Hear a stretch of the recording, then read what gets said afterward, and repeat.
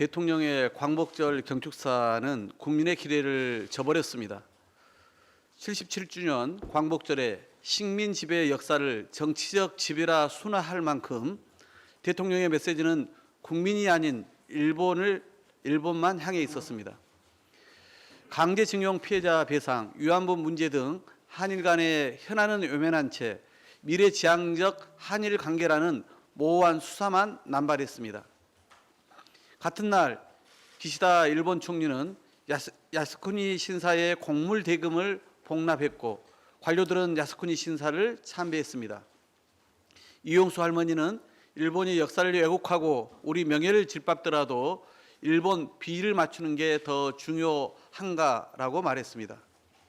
김대중 오부치 선언의 본뜻은 과거 식민 지배에 대한 통절한 반성과 마음으로부터의 사죄에서 출발하는 것입니다. 원칙도 국민적 공감도 없는 일방적 한일 관계 개선 추진은 오히려 일본 정부에 잘못된 신호를 주게 될 것임을 경고합니다. 대통령이 나서서 여당 대표를 왕따시켜 내쫓는 총국의 페날레가 연휴까지 이어졌지만 여권 내용이나 국정 난맥상에 대한 대통령의 유감이나 반성은 없었습니다. 제2의 취임사 수준이란 대대적 예고가 무색하게 대통령은 자유만 33차례 부르짖었습니다. 그러나 윤석열 대통령의 자유는 공정과 상식, 법치주의와 함께 불량 3종 세트가 된 지 오래입니다. 국민 10명 중 7명이 국정 운영을 잘못한다. 국민 과반이 책임은 대통령 본인에게 있다라는 8.15 특집 여론조사 결과가 연이어 발표됐습니다. 그런데도 윤석열 대통령은 인적 쇄신이 아니라 오히려 측근 인사 보강에 나설 거라 합니다. 대통령 취임 후 지금껏 인사가 문제라고 수차례 지적하는데도 국민이 기대한 전면적 인적 쇄신과 국정 기조 전환은 또다시 묵살될 참입니다. 내일이면 윤석열 정권 출범 100일입니다. 윤석열 대통령은 성남 민심을 받들어 때를 놓지 말고 대통령실과 내각의 전면적인 인적 쇄신에 나설 것을 강력히 촉구합니다.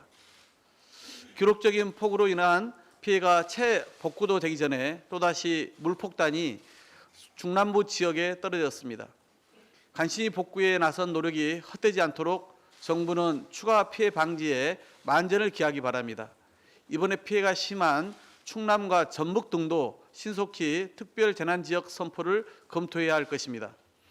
직접적인 피해 외에도 대피소에서는 코로나 확진자가 발생하는 등 집단 감염도 우려가 큰 상황입니다.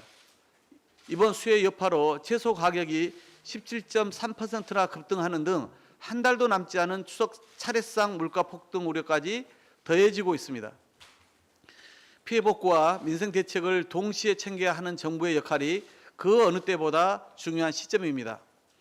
국민이 대통령의 입에서 나오길 바라는 말은 자유가 아니라 책임이라는 것을 명심하기 바랍니다. 집중호우에 대한 대통령의 대응에 대해 현장 지휘했어야 한다는 여론조사 결과가 65%로 나왔습니다. 이번 수해 상황에서 윤석열 대통령이 컨트롤 타워로서의 역할을 사실상 방치한 것으로 평가받은 셈입니다. 코로나 방역도 자율에 맡긴다는 핑계로 사실상 손 놓고 있더니 수해 피해마저 국민에게 각자 도생을 요구할 수는 없습니다.